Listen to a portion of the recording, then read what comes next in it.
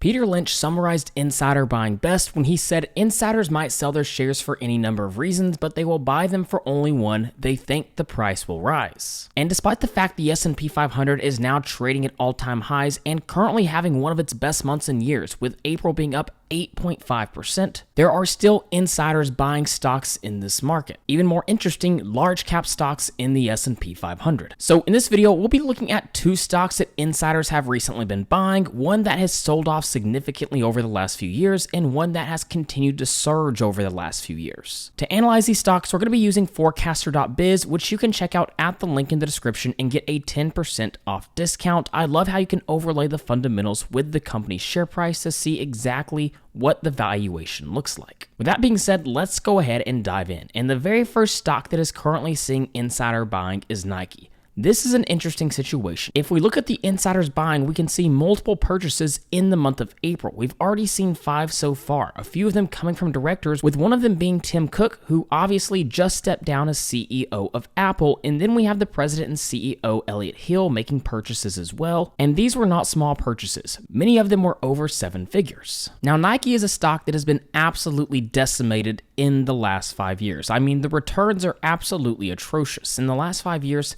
now down 66%, and if we look at them so far in 2026 alone, down around 29.4%. And this sell-off actually makes a lot of sense when you overlay what's happened with the company's net income in the last 5 years. Net income back in 2021 was about $5.7 billion. What is it trailing 12 months? Sitting closer to about $2.25 billion. What in the world has happened with this company? Well, it's due to a multitude of reasons. Starting off with top lines, we can see sales have started to decline. In fact, if we just jump over to the fundamentals tab, jump over to financial statements, take a look at the top lines for this stock. We can see, historically speaking, we had seen pretty steady growth every single year, continuing to grow revenues. And then 2020, we saw a slight drop, somewhat acceptable due to the circumstances.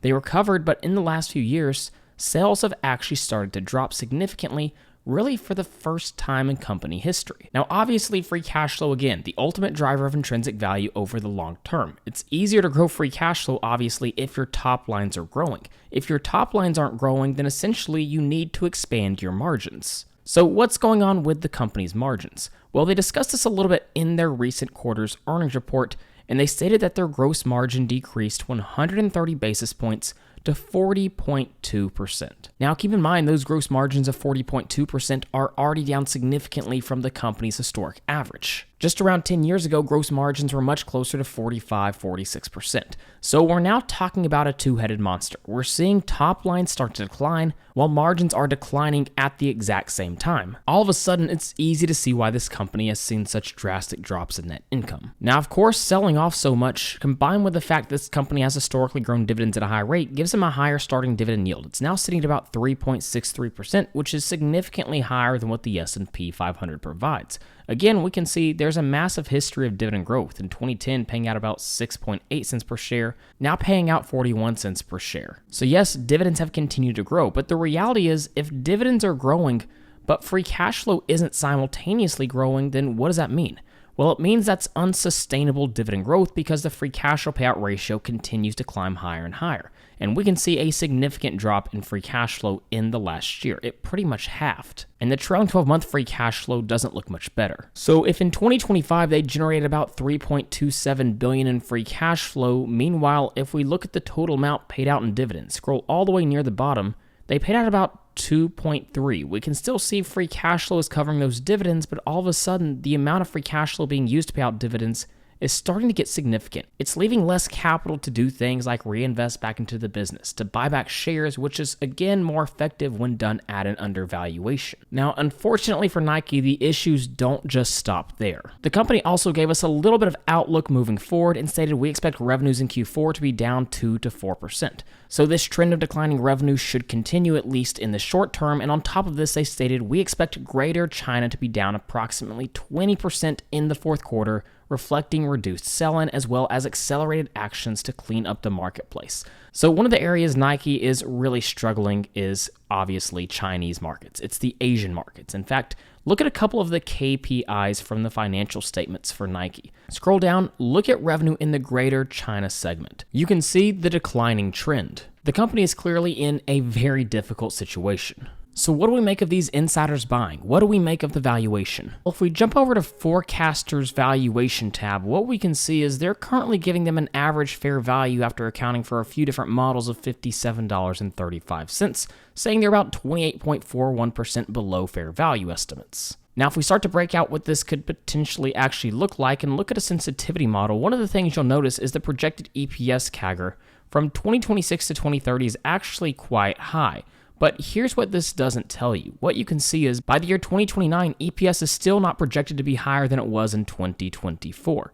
So really, we're starting off at numbers that are much lower than their previous EPS estimates. On top of this, they're still trading at a high price to earnings multiple, just not relative to how the company has historically traded. Even from a reverse discounted cash flow analysis perspective, we can still see the market is pricing in about 6.4% annual free cash flow growth over the next decade into this stock, which, depending on who you ask, might be a bit optimistic. So Nike is a stock that struggled. Yes, it's seen insiders buying, which is certainly interesting, but I still have my concerns. Really, this chart on Forecaster paints the picture. Net income dropped significantly. As a result, share prices continued to drop, and with revenue continuing to drop and gross margins continuing to drop, the company needs a significant turnaround play to take place, and that's not something that happens overnight. Now we come to Taiwan Semiconductor Manufacturing Company, and this is a stock that has actually seen a lot of insider purchases. In fact, they all came on April 9th.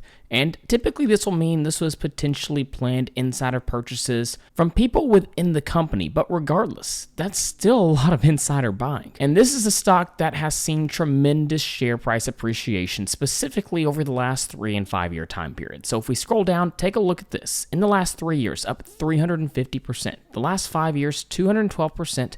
And in the last decade, 1,419%. And 2026 as well is off to a great start, up about 18.93%. And it's obvious when you overlay the sales or net income of the company, it's grown exponentially. Now, one of the things you'll notice is a lot of the numbers they report aren't in US dollars, so that is something to keep in mind. What's perhaps just as interesting, if not even more interesting than the insiders buying, is take a look at the political buying activity over the last few quarters. Again, this is buying from members of Congress.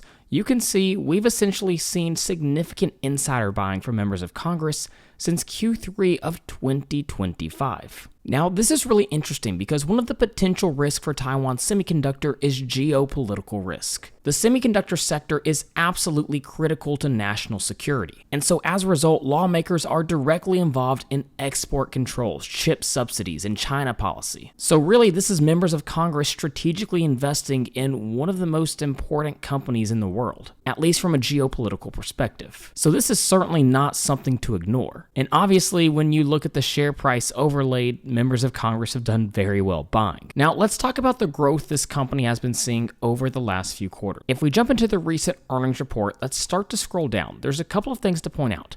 Let's talk about the margins for just a moment. This company is incredibly profitable. Gross margins sit at 66.2%, operating margins of 58.1%, and net profit margins at 50.5%. That is absolutely incredible. The only thing more impressive is the rate at which they're actually growing these revenues. If we keep scrolling all the way down to second quarter 2026 guidance, we can see they're projecting revenue to be between $39 billion and $40.2 billion in terms of US dollars, and that essentially means 2026 revenue to increase by above 30% in US dollar terms. Top line's growing above 30% for a company that already has incredible margins. And one of the results of growing top and bottom lines at such a high rate with incredible margins is they've grown the dividends at a very high rate over the last few years as well.